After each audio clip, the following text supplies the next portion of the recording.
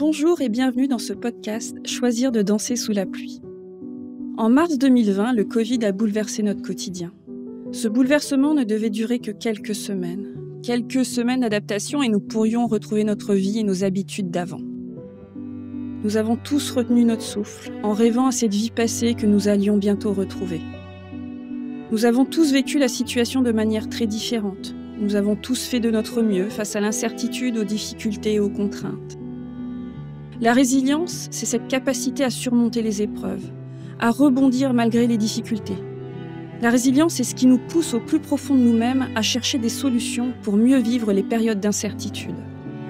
Aussi, j'ai souhaité mettre à votre disposition ce podcast pour vous permettre d'explorer le processus de résilience. Notre objectif est qu'après avoir écouté les 8 épisodes, vous trouviez de bonnes raisons de choisir de danser sous la pluie. En riant, en admirant la force de la nature, en vous réjouissant que votre jardin soit arrosé. Bonne écoute. Bonjour Laura, alors tu as travaillé plus de 10 ans en marketing dans des grands groupes et des startups. Et aujourd'hui, tu animes un podcast sur le burn-out avec des très beaux témoignages. Tu interviens aussi en entreprise lors d'ateliers et de conférences. Est-ce que tu peux te présenter un petit peu les raisons qui t'ont amené à créer ce podcast ? Ouais. Comment je l'ai créé ? Eh bien, un peu par hasard. C'était pas prévu dans ma vie. Moi, j'aimais bien prévoir avant. Donc, j'aime toujours, mais je me suis rendu compte qu'on pouvait pas toujours. En fait, j'ai bossé pendant très longtemps en marketing dans une très grosse boîte, dans plusieurs très grosses boîtes. Et j'avais l'impression que ma vie était pas mal sur des rails à tous les niveaux. Et des rails qui m'allaient bien. Hein. Et finalement, fin 2019, ça a déraillé assez violemment.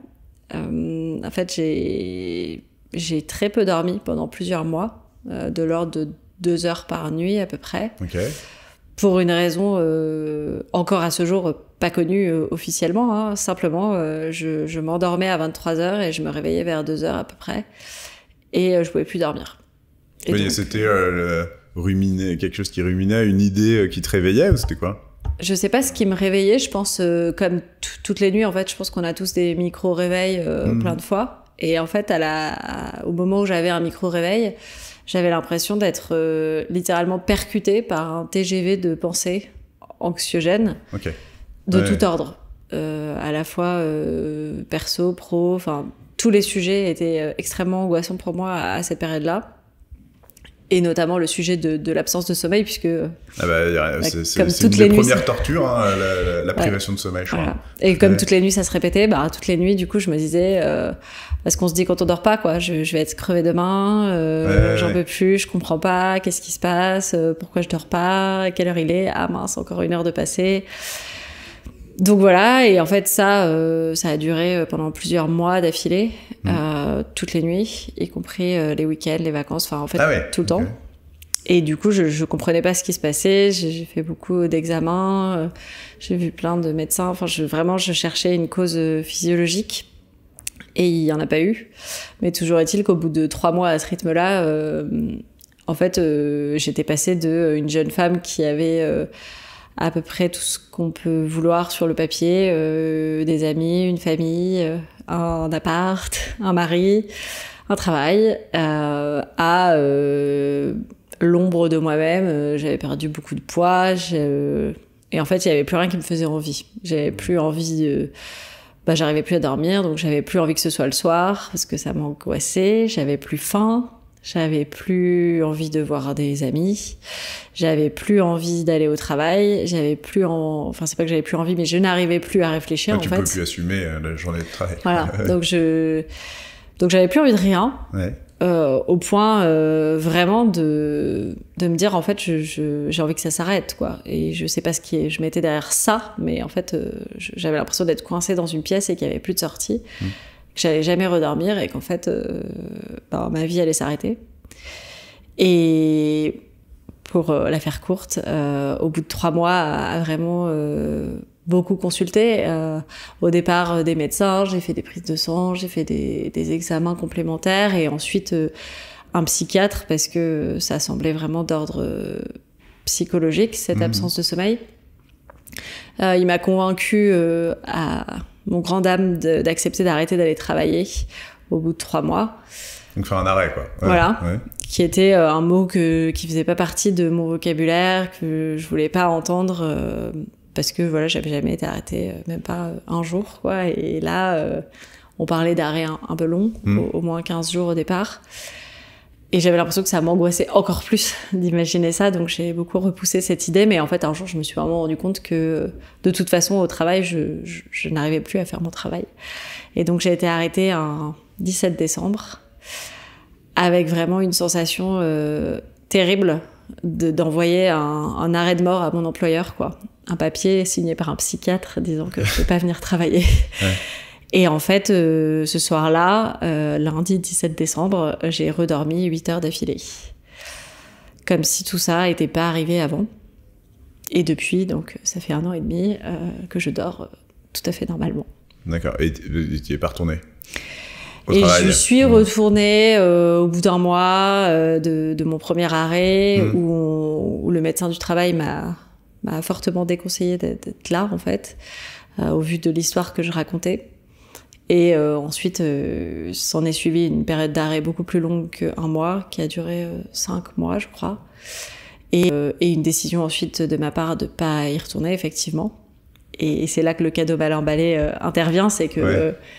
Après m'être un petit peu refait une santé, parce qu'il a fallu quand même plusieurs mois pour retrouver, ne serait-ce que physiquement, en fait, ma forme d'avant. J'ai réfléchi à la façon dont ça s'était passé, à ce qui avait pu se passer, en fait. Ouais, ça, c'est étonnant de pas avoir d'idée de la cause. Ouais. Enfin, ça doit être...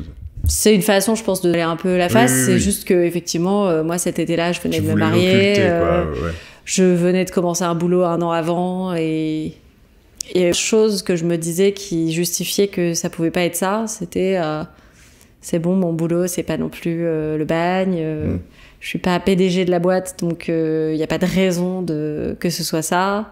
Mes collègues sont des gens sympas. Enfin, j'avais plein d'excuses pour pas penser que le travail était en cause. En tout cas, ce qui est sûr, c'est que j'arrivais plus à faire mon travail et que ça participait énormément à mes angoisses. Et aussi que je me suis pas sentie très soutenue quand ça a commencé. Avant ça, j'avais plutôt une réputation de fille très engagée et performante au travail, et du coup, ça se passait bien. Et c'est vrai qu'à partir du moment où ça se voyait sur mon visage, en fait, que j'étais complètement fébrile, très à fleur de peau, ça commençait à un petit peu moins bien se passer, donc je me suis pas sentie soutenue. Donc ça a été difficile. Et finalement, effectivement, donc force a été de constater que le lien entre le travail et le sommeil, il était fait à partir du jour où j'ai arrêté d'y aller et où j'ai redormi. Et j'ai essayé de comprendre, en fait, ce qui avait pu se passer. Et je crois que j'ai identifié vraiment une sorte de contradiction très forte en moi entre l'envie de très bien faire ce travail parce que voilà, je suis une bonne élève et je l'ai toujours été. Et pour moi, c'était important de bien faire mon travail. Et en même temps, un désintérêt assez fort pour le cœur de mon métier, qui était le marketing dans la grande consommation.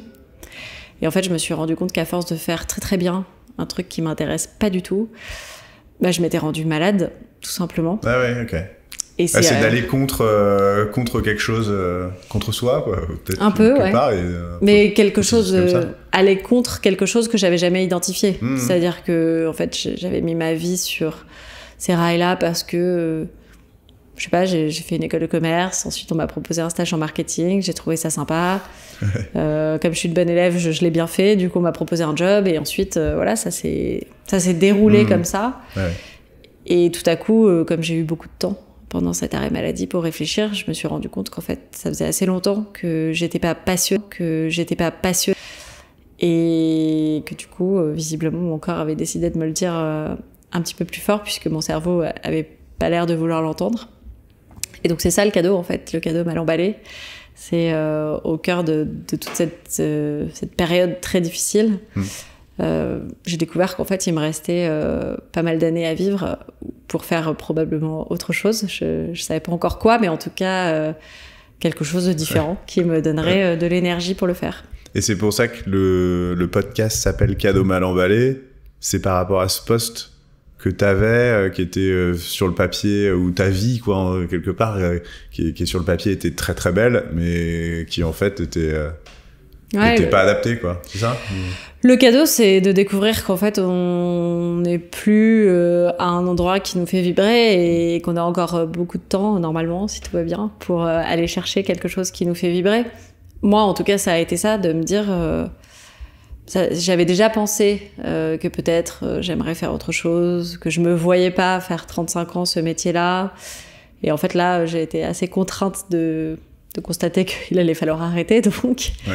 Mais le cadeau, c'est de me dire, voilà, j'ai encore beaucoup de temps à vivre pour me donner l'autorisation d'explorer d'autres choses professionnellement. Et je pense que c'est une chance. Au début, j'ai eu un peu de culpabilité, parce que du coup, quand j'ai mis des mots sur ce que j'avais vécu, qui s'appelle donc un burn-out ou un épuisement professionnel, au début, j'étais un petit peu choquée. Je me suis dit que j'en avais déjà entendu parler, mais que je pensais pas que ça pouvait m'arriver. Ouais, aux autres. Ouais. Voilà, ça arrive aux autres. Et en fait, c'est ce que j'ai vécu, et j'ai eu envie en fait de partager ce vécu-là autour de moi, et de partager aussi qu'il pouvait en ressortir des choses positives, comme par exemple la prise de conscience que on n'est plus exactement à la bonne place pour soi.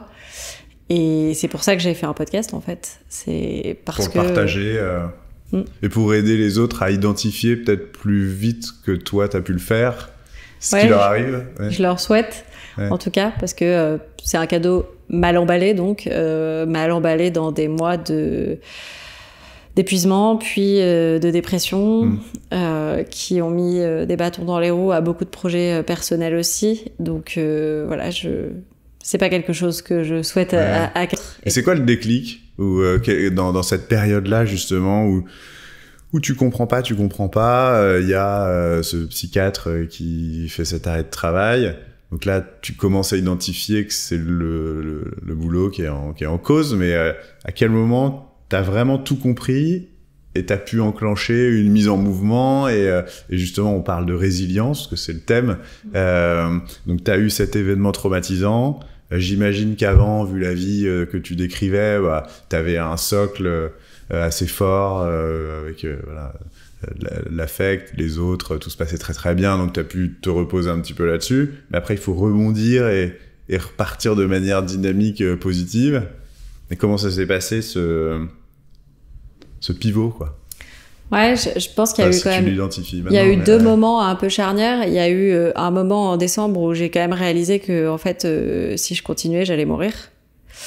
Donc ça a été vraiment le déclic, c'est que je me suis dit je n'aime plus rien, mais je n'ai pas envie de mourir, et pourtant si on continue à pas dormir, à pas manger, et en fait ça nourrit vraiment les idées noires, au point de me dire moi j'avais arrêté de prendre les transports pour aller au travail pour pouvoir marcher 45 minutes pour pleurer, en fait. Et donc j'arrivais au travail avec les yeux hyper gonflés, et mon acte d'héroïsme, ça consistait à réussir à rentrer dans ce bâtiment et à m'asseoir à ma chaise. Ce qui n'est évidemment pas suffisant pour bien faire son travail, mais moi j'avais vraiment l'impression que là je faisais quelque chose de surhumain. Et il m'arrivait de plus en plus souvent de me dire peut-être qu'en fait je pleure tellement que je vais me faire renverser, et que en fait ce sera pas plus mal, quoi. Ouais. Donc je dirais qu'il y a eu vraiment ce déclic de cette sorte d'élan de vie, quand même, de me dire en fait j'ai pas envie de mourir, même si pour plein de raisons j'ai envie de mourir. Donc il y a eu ce truc là qui m'a fait accepter finalement cet arrêt de travail. Et après il y a eu un autre déclic en janvier, une fois que j'étais arrêtée, où quand on me demandait ce qui se passait, j'étais extrêmement évasive, je répondais pas forcément, ou alors je parlais de problèmes de santé, ce qui était pas complètement faux, mais pas complètement transparent non plus. Et en fait c'est quelqu'un d'autre qui m'a dit et en fait, t'as fait un burn-out. Et j'étais hyper déstabilisée par cette expression. Et puis finalement, petit à petit, je me la suis appropriée. Et je me suis dit, oui, en fait, oui, c'est ça qui s'est passé. Ouais. Ah, c'est ça. Après, la résilience, je dirais qu'elle s'est fait en plusieurs phases. je sais pas si on peut vraiment parler de rebond immédiat. Je sais que c'est ce qu'ont envie d'entendre tous les gens qui passent par là, c'est quand est-ce qu'on va mieux, quand est-ce qu'on rebondit. Et moi-même, j'étais la première à vouloir très vite effacer l'ardoise et recommencer ailleurs. J'ai quand même appris une chose, c'est que quand ce genre de choses arrive, en tout cas, c'est mon expérience, c'est pas que le contexte qui est en cause, c'est aussi ma façon de faire les choses. Donc il y avait le fond qui était un travail qui peut-être m'intéressait plus et un entourage professionnel qui a pas forcément décelé ce qui se passait.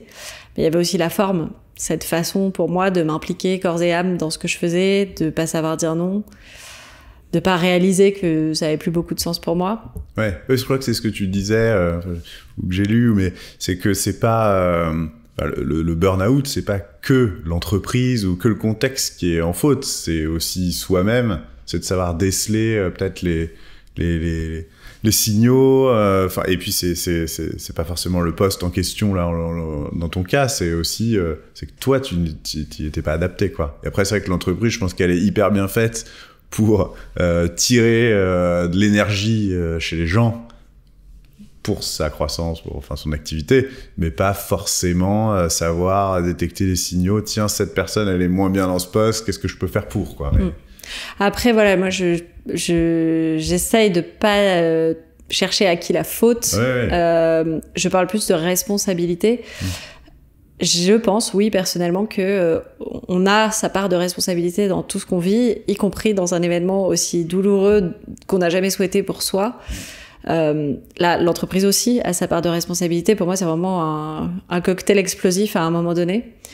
Me dire ça, en tout cas, moi, ça m'a permis de reprendre les rênes de ma vie, puisque je me suis dit, voilà, je suis aussi responsable de à quel point c'est aller loin. Et ça veut dire que je peux changer. Et c'est ça la bonne nouvelle d'être responsable. C'est que c'est pas forcément agréable de se dire qu'on a une responsabilité dans ce qu'on a vécu. Mais en même temps, ça permet de se dire on a aussi les clés pour que ça change. Et c'est ce que je m'attelle à faire. En tout cas, ce qui est sûr, c'est que c'est un temps long que ça prend pour réaliser tout ça. Et pour aussi se remettre physiquement. Beaucoup de gens m'écrivent qui sont exactement dans cette période-là d'arrêt de travail. Au départ, 15 jours d'arrêt de travail, ça paraît énorme. Et oui, c'est long. Mais en fait, 15 jours, quand on a endommagé durablement sa santé, malheureusement, ça va pas suffire. Ouais. Et donc, il faut accepter que voilà, la résilience, elle se fait sur un temps long, avec ce type d'épreuve. Et on sait pas. On sait pas où ça va aller. Il y a beaucoup d'incertitudes. Et quand on aime contrôler sa vie, c'est compliqué. Faut se laisser aller. Et du coup, c'est quoi les clés, alors toi, où ça a commencé par quoi? Qu'est-ce qui a fait quand t'as commencé à rebondir? Donc cette phase de rebond, c'est sûr qu'elle est très longue pour reprendre goût, etc. Mais c'est quoi le début, les premières... Ce qui doit être difficile, c'est de se remettre en mouvement, enfin, c'est de reprendre une dynamique positive. Et ça a été quoi les premières étapes? La première étape, effectivement, pour moi, ça a été de me soigner. Et du coup, c'est pas tout à fait une mise en mouvement, c'est une sorte d'arrêt au stand où on répare. Ouais. Moi, j'ai demandé de l'aide, j'ai osé demander de l'aide, et je pense que ça, c'est quelque chose qu'on s'autorise pas toujours. Donc voilà, moi, j'ai été très bien accompagnée par un médecin, déjà.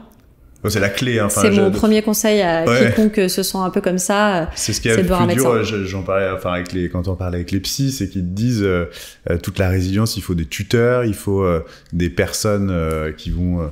des personnes ressources, des gens qui vont te supporter, enfin c'est te soutenir, et parfois quand on n'a plus d'énergie, aller demander de l'aide, c'est ce qui peut y avoir de plus compliqué, quoi. Ouais, c'est difficile, mais moi c'est vrai que ça m'a beaucoup aidé de voir un médecin qui m'a bien accompagnée, un psychologue aussi, donc vraiment un travail en fait de thérapie.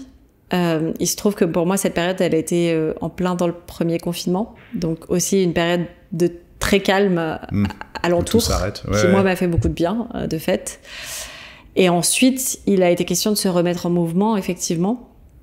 Et c'est là que du coup, j'ai commencé un parcours de coaching que j'avais bien sûr tenté de faire 6 mois avant, quand ça faisait 15 jours que j'étais en arrêt, parce que voilà, j'aimais l'action et la mise en mouvement. Je voulais pas rester sur ce qui me semblait être un échec.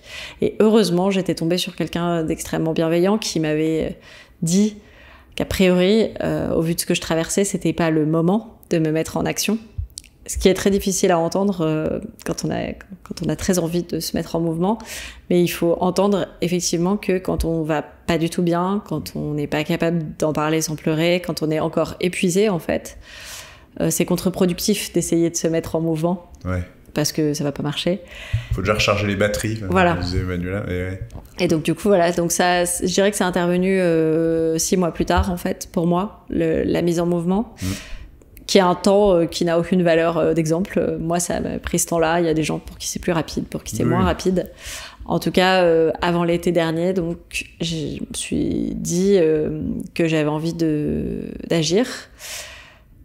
Il m'est pas apparu au réveil un jour un plan extrêmement clair de ce que j'allais faire. En tout cas, il est né cette petite idée de « et si je partageais ?» Parce que finalement, j'évoluais dans un milieu professionnel où on parlait pas de ça, certainement pas en public, peut-être assez proche, mais en tout cas pas en public, pas sur LinkedIn. On disait pas, tiens, c'est un moment super difficile il y a pas longtemps. On parlait plutôt de ma dernière promotion, la boîte que je lance, l'équipe que je dirige. Et en même temps, je me suis dit, pas étonnant que personne n'en parle, puisque moi-même, mon premier réflexe, c'est de surtout pas le dire et que ça se sache pas. Et donc finalement, je sais pas, j'ai eu un peu envie de prendre le contre-pied de ça et de le partager hyper ouvertement. Et donc je sais pas, dans un élan un peu poussé par quelqu'un que j'aime beaucoup, qui avait découvert le blog que je venais de lancer, sur lequel je racontais, non pas de façon anonyme, mais en tout cas sans en avoir fait la promotion, mon expérience. Ouais. Ça, c'était libératoire, c'était tu le poses sur le papier, quoi. Faut que ça sorte de ta tête. Exactement. Et ça me dérangeait pas de le partager avec l'internet, mais j'étais un petit peu mal à l'aise avec l'idée que mon second cercle, mes anciens collègues, tombent dessus. Et évidemment, ça n'a pas loupé. Donc, une personne qui était avant ma directrice marketing dans une autre boîte, que j'aime beaucoup, est tombée dessus. Et sur ce site, sur ce blog, il y avait ma photo, il y avait mon nom. C'était pas anonyme. Hein. Et elle m'a dit, tu sais, je pense que ces conversations-là, elles doivent avoir lieu sur LinkedIn, c'est important. Est-ce que tu es d'accord que je partage ? Ça, c'était le 2 juillet, donc il y a 1 an. Et j'ai eu peur, j'ai l'impression d'être un peu démasquée. Et en même temps, je me suis dit, c'est peut-être un signe, il faut peut-être que j'y aille, en fait. Et donc, j'ai dit, d'accord, vas-y. Et donc, ce jour-là, je suis allée à fond, j'ai changé mon profil LinkedIn et je l'ai laissé partager ça. Et je l'ai moi-même repartagé, du coup, ce témoignage. Et là, en quelques jours, j'ai reçu peut-être 200 messages de gens... que je connais ou que je connais pas d'ailleurs, qui m'ont partagé avec moi que c'était leur vécu, ou le vécu de leurs collègues, de leurs amis, de leurs femmes, de leurs maris. Et en fait, je me suis rendu compte qu'il y avait vraiment un sujet qui était pas traité en place publique. Parce que c'était traité dans les médias, on disait il y a de plus en plus de cas, de plus en plus d'arrêts maladie et tout ça. Mais en tout cas, des témoignages de personnes qui, moi, auraient pu m'inspirer et me rassurer sur le fait que ça n'arrivait pas qu'au nul. Ou alors c'est peut-être plutôt des coachs ou des gens qui en parlent parce que ils accompagnent, mais peut-être pas des gens qui témoignent en disant ça m'est arrivé, quoi. Exactement. En tout cas, j'en trouvais pas. C'est un tabou de dire non, faut pas s'afficher en tant que. Pas parce que c'est une forme d'exposition de la vulnérabilité qui est souvent confondue, et par moi-même jusqu'à il y a pas longtemps, avec la faiblesse. Et en fait, du coup, moi, j'ai fait ce témoignage-là. Puis, je me suis rendu compte, en recevant beaucoup de messages, qu'il y avait beaucoup d'autres gens qui avaient une voix sur le sujet et que mon témoignage n'avait pas de portée universelle, en fait. Il y a des gens qui se retrouvent dedans, puis il y a des gens qui se retrouvent pas du tout. Parce qu'il y a plein de configurations, de cas de figure. Et c'est ce qui m'a donné l'envie de donner la parole à d'autres gens qui étaient passés par là. Et donc, c'est la naissance du podcast. C'est vraiment d'interviewer à la fois des gens qui ont vécu ça, mais aussi des gens qui œuvrent dans leur vie professionnelle pour que ce soit moins tabou. Donc, j'ai interviewé mon médecin, la coach qui m'a accompagnée, mais aussi des gens qui créent des entreprises pour déstigmatiser la santé mentale et faire en sorte que personne se sente aussi seul que ce que moi je me suis sentie. Et c'est ça en fait la portée du podcast, c'est ça, que les gens se sentent moins seuls avec ce qui leur arrive, quoi. Ok. Et en même temps, est-ce qu'il y a un objectif aussi d'éclairer les entreprises dans le rôle qu'elles doivent avoir pour peut-être déceler et supporter? Tu disais, je suis en partie responsable, mais pas seulement. Et effectivement, il y a les deux, quoi. C'est que l'entreprise, ça doit être aussi un endroit où on s'épanouit. Et pour que les gens soient efficaces, il faut qu'ils soient épanouis. Bref. Et est-ce que toi, c'est une des portées de leur donner, de leur ouvrir un petit peu les yeux et qu'est-ce que t'aimerais qu'il se passe voilà, qu'est-ce que le podcast il pourrait faire le plus Alors, je sais pas du tout s'il y a des entreprises qui ont écouté le podcast. Après, pour moi, les entreprises, ça n'est finalement constitué que d'humains. Et ces humains-là, parfois ils sont managers, et parfois ils sont managers de gens qui traversent des périodes difficiles comme ça. Et je crois effectivement que les managers sont pas toujours bien équipés pour faire face à ce type de situation. Je nie pas qu'il y a parfois de la mauvaise volonté sur le fait de les gérer, mais je crois aussi qu'il y a beaucoup de peur et d'ignorance de comment on fait en fait quand quelqu'un va pas bien. Et donc du coup, c'est pas tellement à travers le podcast, peut-être qu'il y en a qui l'ont écouté et je le souhaite. En tout cas, moi j'ai à côté de ça créé un petit atelier de prévention pour essayer d'apporter ma pierre à l'édifice du monde de l'entreprise que je connais assez bien puisque j'y ai passé une dizaine d'années, donc je sais comment ça marche, je sais les deadlines, je sais les contraintes clients, je sais très bien que c'est compliqué de maintenir un niveau de pression acceptable. Et en même temps, je crois que c'est vraiment important que, en tout cas, les managers aient les clés pour déceler quand quelqu'un ne va pas bien et pour savoir quoi faire aussi.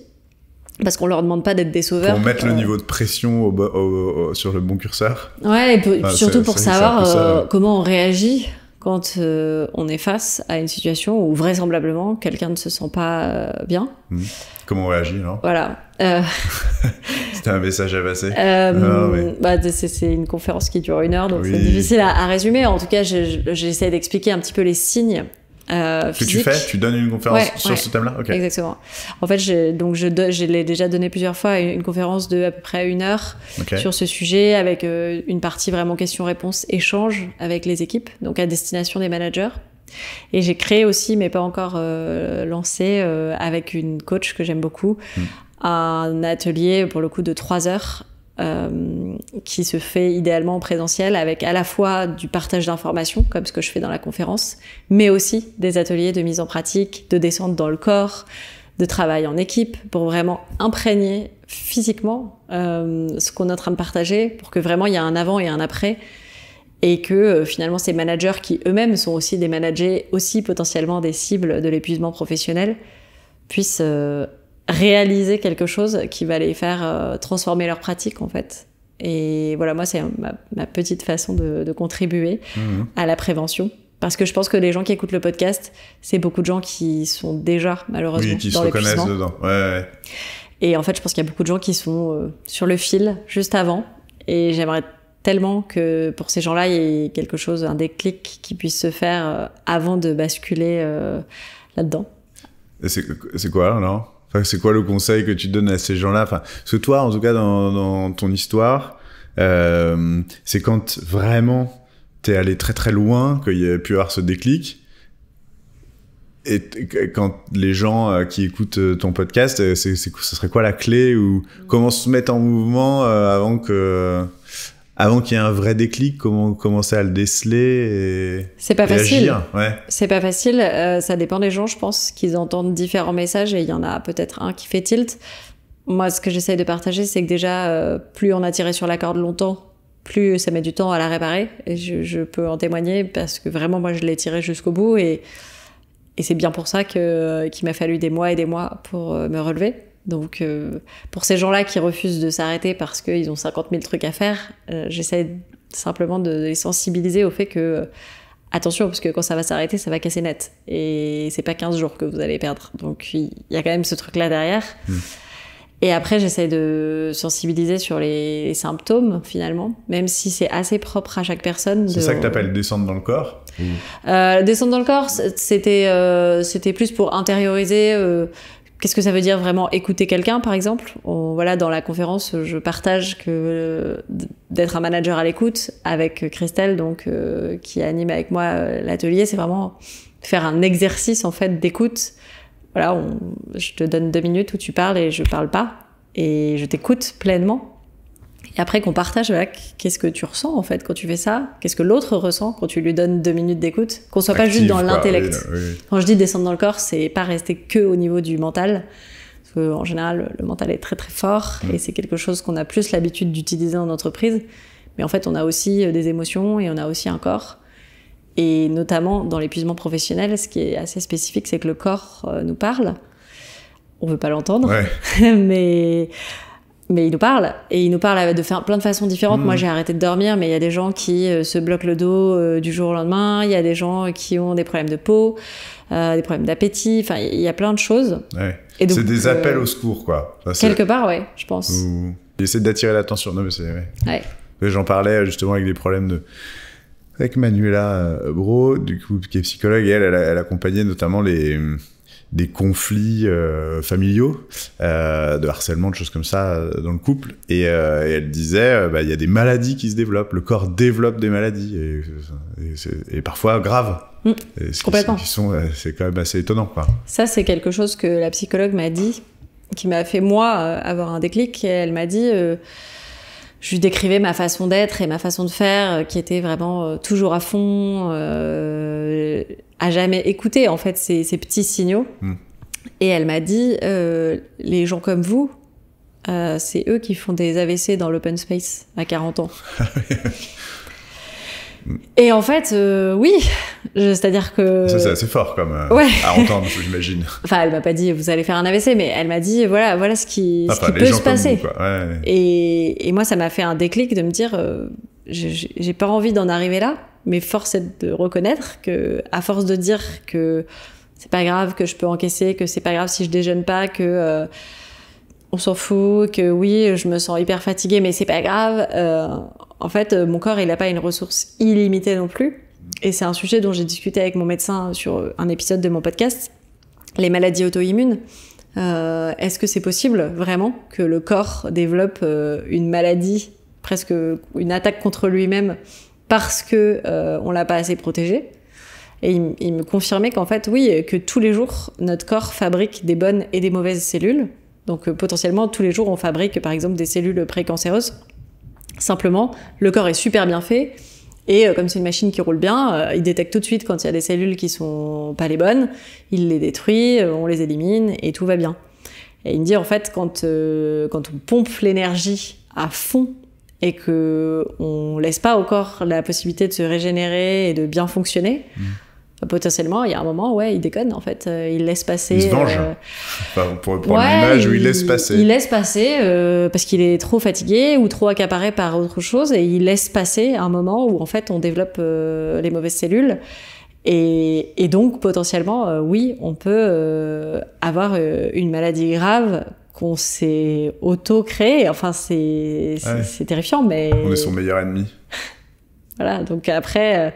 ça fait réfléchir sur... moi, j'ai été très en colère contre mon corps.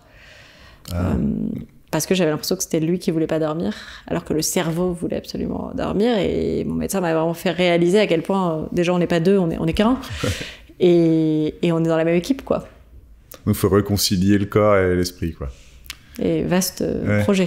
Et du coup, dans tes épisodes, justement, là, dans le podcast Un cadeau mal emballé, t'as fait combien d'épisodes ?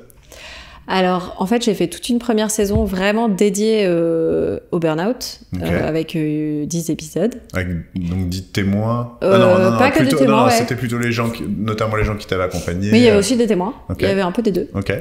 À chaque fois sur une thématique un petit peu différente. Et ensuite, j'ai eu envie de faire autre chose avec le podcast et de le faire évoluer. Et donc, ça a recommencé là, il y a quelques mois, sur une thématique un petit peu plus large, du cadeau mal emballé, justement. Parce que finalement, à titre personnel, en tout cas, j'ai la chance que le burn-out s'éloigne un petit peu de moi dans le temps.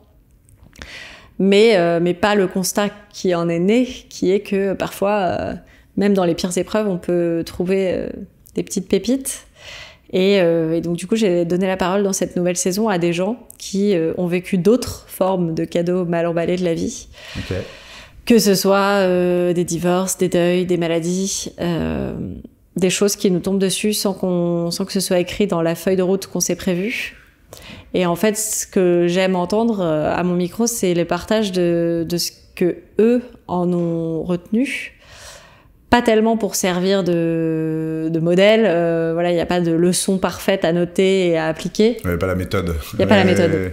Mais il y a des expériences, et moi je crois beaucoup au pouvoir de l'expérience et des histoires, en fait, tout simplement. Raconter son histoire, la partager avec d'autres, il y a toujours quelque chose qui résonne, il y a toujours une portée universelle dans une histoire singulière, et donc c'est ces histoires-là que je raconte dans la saison 2 depuis quelques mois, donc je sais pas, il doit y avoir une quinzaine d'épisodes maintenant. Ok. Et toi, alors, même s'il y en a pas, mais c'est toujours ce que les gens... Enfin, c'est ce concept de résilience, il y a quand même une sorte de méthode, et c'est les Boris Cyrulnik, enfin tous les gens qui réfléchissent énormément à ça, finalement ils ont détecté ce côté, voilà, une histoire, une enfance en général qui a été plutôt très positive, avec de l'affect des parents, et en fait c'est une richesse qu'on garde, et une fois qu'il y a un événement traumatisant, on va s'appuyer là-dessus, et il faudra aussi aller chercher de l'aide, comme tu disais, aller demander de l'aide.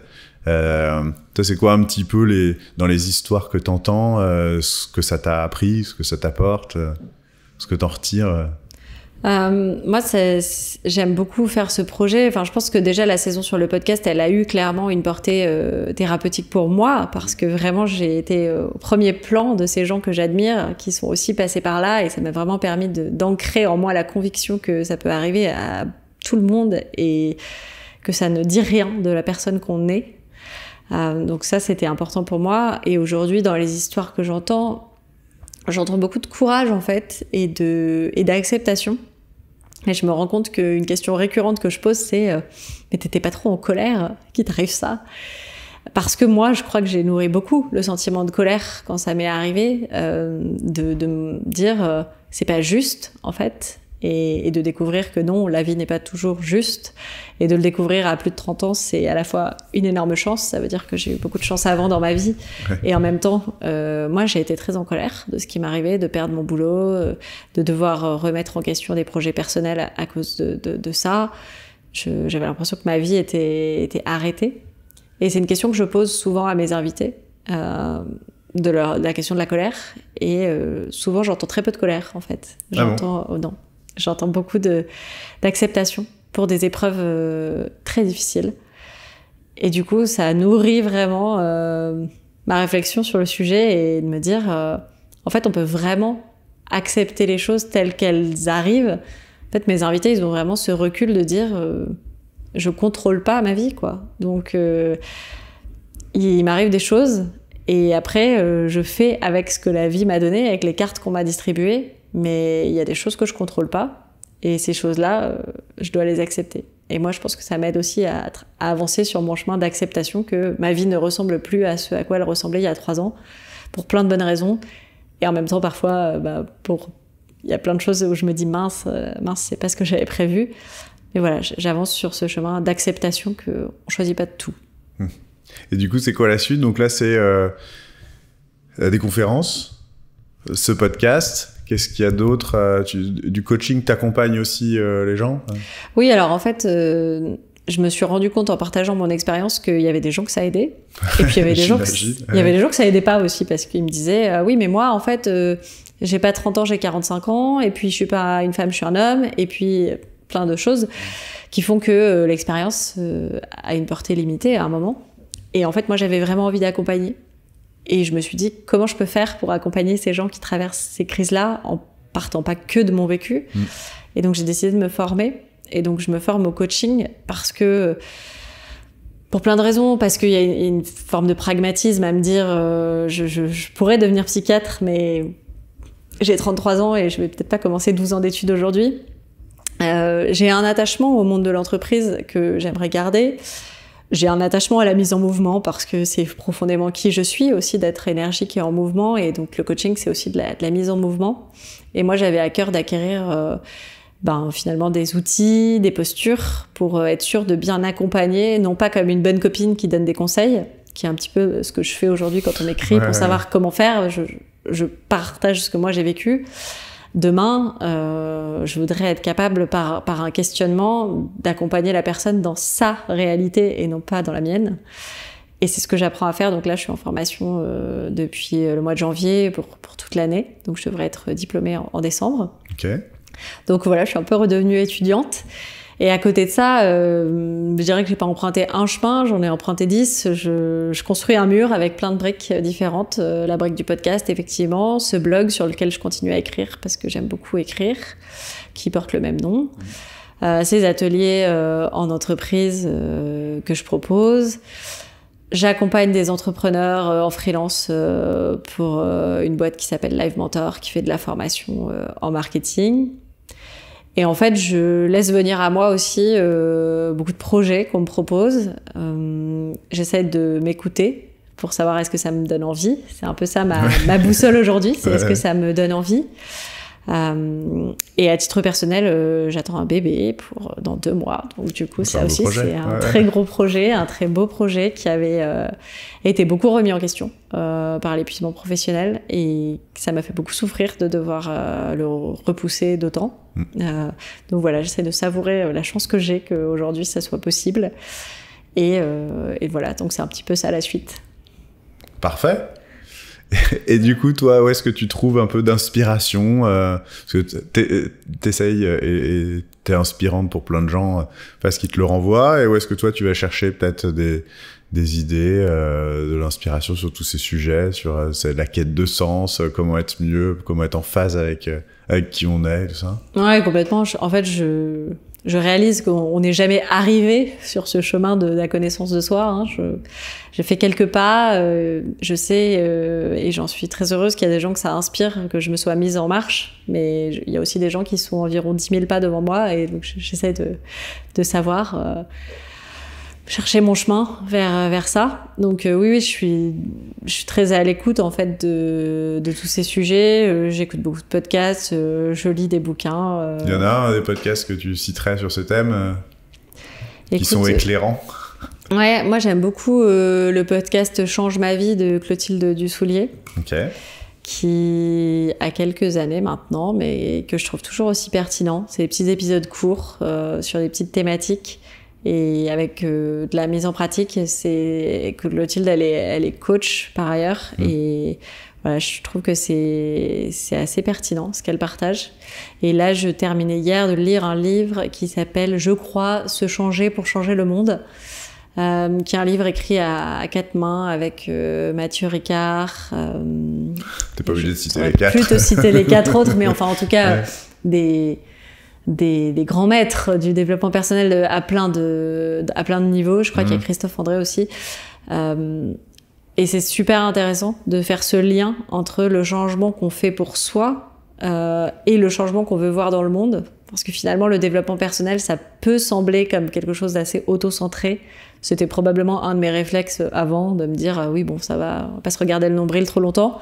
Ouais. Et en fait, là, ce qui est vraiment super intéressant dans ce livre, c'est que ils font le lien avec la préservation de la planète en disant qu'en fait, on ne peut pas espérer changer le monde dans lequel on vit si déjà on n'est pas en paix avec soi, avec la notion d'écologie intérieure pour prendre soin de l'écologie extérieure. Et voilà, c'est quelque chose qui me passionne de me dire... en fait, en prenant soin de moi, je change déjà un tout petit peu le monde. Et c'est super réjouissant de se dire ça. Donc voilà, c'était ma dernière lecture. Pensée positive. Et c'est vrai qu'il y a quelque chose d'assez étonnant quand tu revas dans une maison de la presse. C'est ces dernières années, la quantité de magazines de psychologie sur le développement personnel, etc. C'est devenu une majeure... en termes de lecture, alors même s'il y a plein de magazines qui ont disparu, vu que tout est très numérique, mais en tout cas sur le papier, c'est très fort. Et tu te dis, on est quand même dans une période, et alors là, le Covid, il a eu un impact extrêmement étonnant, c'est ce que tu dis, tout s'est arrêté pour le premier confinement, et tous les gens, finalement, on s'est tous retrouvés dans dans une prise de hauteur obligatoire et à se mettre à se poser plein de questions. Alors j'imagine qu'avant, il y avait déjà, c'était un des gros sujets et un intérêt de beaucoup de personnes. Et je pense que là, l'air de rien, l'effet que ça va avoir, cette espèce de parenthèse, comme tu disais, c'est pour reprendre cette image de rail, tout va vite, on est sur des rails, alors ils sont plus ou moins confortables, mais en tout cas on est dedans et on trace. Et là, on nous a tous dit stop, arrête-toi, prends de la hauteur. Et ce qui va peut-être se passer pendant là, on est un peu dans la reprise, mais il va y avoir des gens qui vont se dire, tiens, mais en fait... Est-ce que c'est vraiment ça dont j'ai envie ? Est-ce que c'est vraiment ça qu'il me faut ? Je pense que tout le monde va se challenger sur le sens, quoi, la quête de sens et des choses comme ça. Bah, en tout cas, c'est sûr que le Covid, c'est la meilleure illustration du fait que on contrôle pas tout. Ouais, ça, ouais, là, même quand on croit qu'on contrôle, on contrôle pas forcément. Et c'est vrai que ça questionne sur, du coup, quelle est ma zone de contrôle ? Je contrôle mes comportements, mes pensées. En revanche, je contrôle pas les événements extérieurs. Et donc, il y a peut-être un recentrage sur mes comportements et mes pensées. Qu'est-ce que j'en fais ? Et moi, je suis super positive qu'il y ait de plus en plus de gens qui s'interrogent là-dessus. Et s'interroger, c'est déjà un super premier pas. C'est difficile de changer sa vie, de changer qui on est. C'est un long chemin, ça fait peur, c'est compliqué. Mais déjà, ne serait-ce que se poser les questions, c'est un super premier pas, quoi. Ouais. Eh ben... Très bien. Merci beaucoup. Merci. Et à bientôt. Et donc, on peut te retrouver sur les 2 saisons de tes podcasts, ton blog. Ouais, tout s'appelle Un cadeau mal emballé. Le blog, le podcast et le compte Instagram. Donc, voilà. Super. Merci beaucoup. Merci.